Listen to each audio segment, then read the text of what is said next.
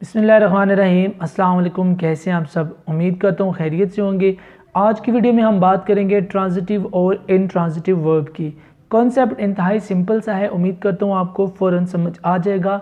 तो सबसे पहले बात करते हैं ट्रांजिटिव वर्ब और इनट्रांजिटिव वर्ब को उर्दू में क्या कहते हैं। तो उर्दू में ट्रांजिटिव वर्ब को कहते हैं फ़ेल मोतदी और इनट्रांजिटिव वर्ब को उर्दू में कहते हैं फ़ेल लाजिम। अच्छा, अब अगर इंग्लिश जुमले में वर्ब के बाद ऑब्जेक्ट आ जाए तो वो वर्ब हमारा होगा ट्रांजिटिव वर्ब। लेकिन अगर इंग्लिश सेंटेंस में वर्ब के बाद कोई भी ऑब्जेक्ट ना हो तो हम उस वर्ब को कहेंगे इनट्रांजिटिव वर्ब। मिसाल यहाँ पर हमारे सामने लिखी हुई है, subject verb object simple sentence structure यहाँ पर मौजूद है। देखें, अली ईट्स मैंगो। अली आम खाता है। अली सब्जेक्ट है, ईट्स हमारा वर्ब है और मैंगो हमारा ऑब्जेक्ट है। इस वर्ब के बाद अब यहाँ पर ऑब्जेक्ट मौजूद है तो इसलिए ये वाला जो वर्ब होगा ईट्स, ये हमारा होगा ट्रांजिटिव वर्ब। दूसरे जुमले में आप देखें, यहाँ पर लिखा हुआ है अली ईट्स, अली खाता है, लेकिन यहाँ पर हमारे पास ऑब्जेक्ट नहीं है। यानी क्या खाता है? जिस चीज़ पर अली कोई काम कर रहा है वो चीज़ मौजूद ही नहीं है, ऑब्जेक्ट है ही नहीं, तो इसलिए हमारा ये जो वर्ब होगा ईट्स, ये होगा इनट्रांजिटिव वर्ब। ठीक है, एक बार फिर से सुन लीजिए।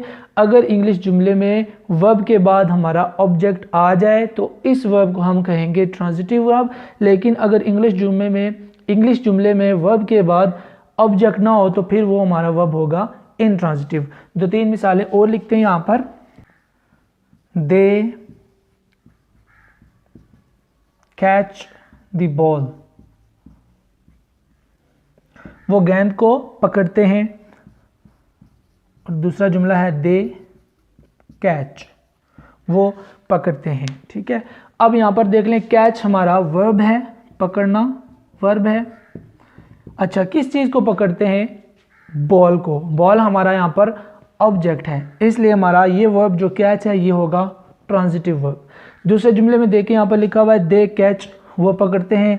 कैच या फिर पकड़ना एक वर्ब है, लेकिन क्या चीज़ पकड़ रहे हैं? ऑब्जेक्ट हमारे पास है ही नहीं, तो इसलिए ये वाला हमारा जो वर्ब है वो होगा इनट्रांजिटिव वर्ब। शी कुक्स फूड, वो पकाती है खाना। कुक हमारा वर्ब है और खाना हमारा ऑब्जेक्ट है और शी सब्जेक्ट है। देखें, वर्ब के बाद यहाँ पर ऑब्जेक्ट आया हुआ है, इसलिए ये वर्ब कुक्स होगा ट्रांजिटिव वर्ब।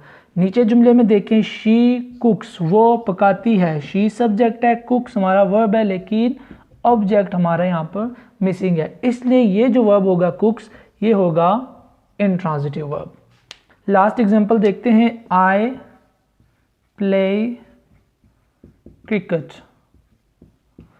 मैं क्रिकेट खेलता हूँ। और दूसरा जुमला लिखते हैं आई प्ले, मैं खेलता हूँ। अब प्ले खेलना हमारा वर्ब है, आई सब्जेक्ट है और क्रिकेट यहाँ पर ऑब्जेक्ट है। तो वर्ब के बाद चूंकि ऑब्जेक्ट मौजूद है, इसलिए ये वाला वर्ब होगा ट्रांजिटिव वर्ब।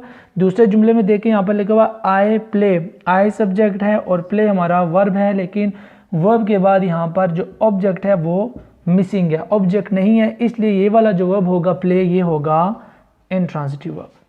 तो उम्मीद करता हूँ आपको ट्रांजिटिव और इनट्रांजिटिव वर्ब का जो कॉन्सेप्ट है वो समझ आ गया होगा। इस वीडियो से रिलेटेड कोई भी परेशानी है तो कमेंट बॉक्स में उसका इजहार ज़रूर कीजिए। अगर आप मेरे चैनल पर नए हैं तो मेरे चैनल को सब्सक्राइब कीजिए, वीडियो को शेयर कीजिए।